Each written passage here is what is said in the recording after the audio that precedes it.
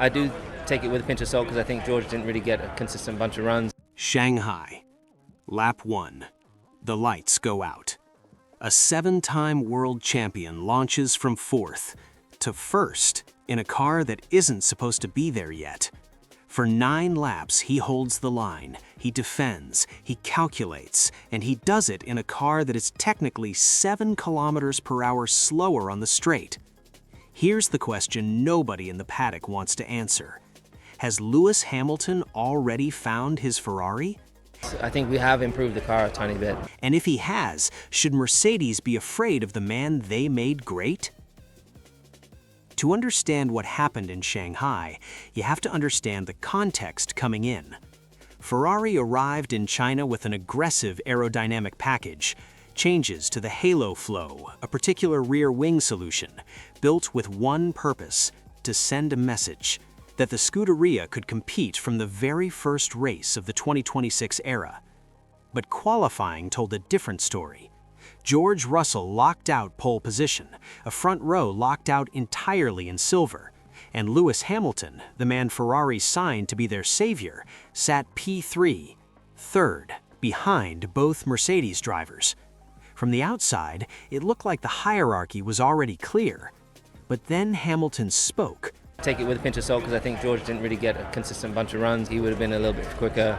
He acknowledged publicly that Mercedes has an extremely competitive car over a single lap, that what Russell demonstrated in Shanghai confirms that W17 is a very serious reference at the start of this new era. And that changed everything. Because when a driver with 12 years inside Brackley, a man who lived through every technical evolution, every aerodynamic concept, publicly validates the team he just left, the paddock goes silent. This wasn't a diplomatic answer. This was a reading from someone who understands exactly how a competitive Mercedes is built. And the uncomfortable question it created for Maranello: has Mercedes understood the 2026 regulations better than Ferrari?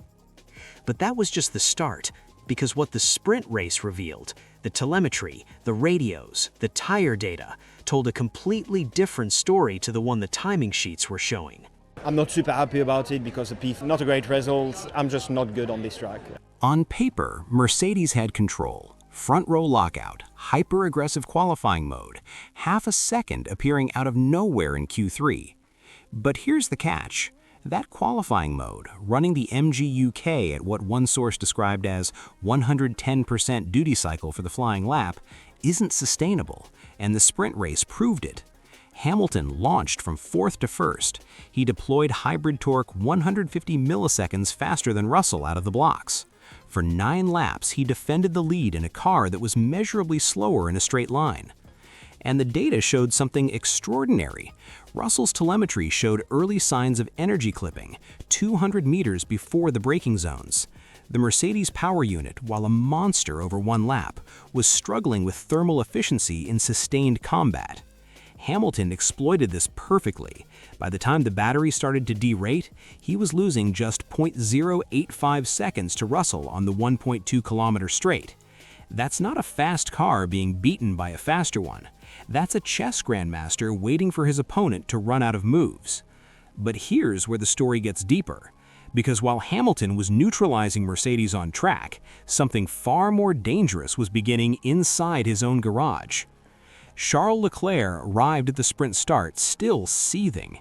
During sprint qualifying, his hybrid system had failed to properly deploy energy on the main straight, a technical anomaly in one of the most complex systems on the grid, but the cost was several tenths on the lap that defined his grid position.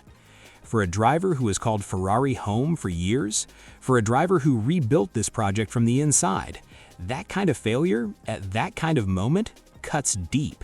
And so when the sprint began, and when Leclerc closed on Hamilton wheel to wheel on a circuit defined by DRS and top speed, the fight was never just about track position, it was about status.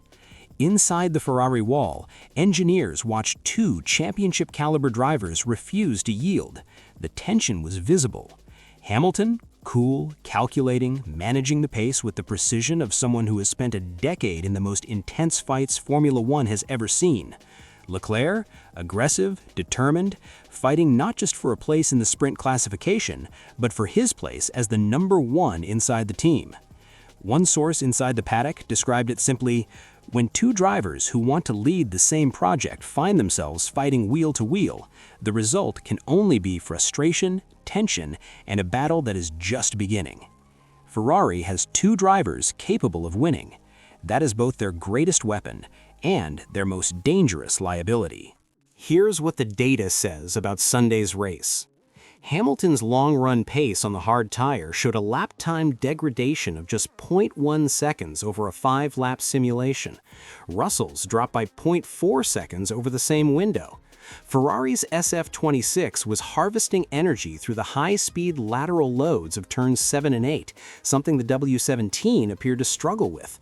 By the time both cars reached the long straight, Hamilton carried a 12% battery advantage. Without the Macarena wing, Ferrari's 270-degree rotating flap pulled after it caused a spin in FP1, Hamilton still qualified P3.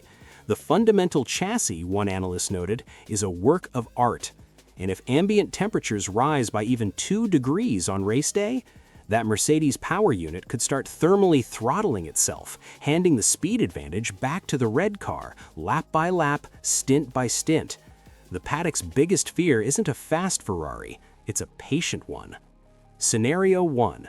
The race stays dry, Mercedes holds track position, Russell manages his energy, Hamilton closes the gap in the final stint, and the professor collects his first trophy in red on lap 56. Scenario 2, it rains, 40% probability. Every advantage the W17's raw power provides is neutralized, and on a wet, greasy Shanghai circuit with manageable torque delivery and decades of wet weather instinct, Hamilton becomes something else entirely, unstoppable. Scenario 3, Ferrari implodes from within. Leclerc and Hamilton fight each other instead of the silver cars. The team that burned points to internal rivalry before burns them again, and George Russell inherits a victory that was never truly his to take.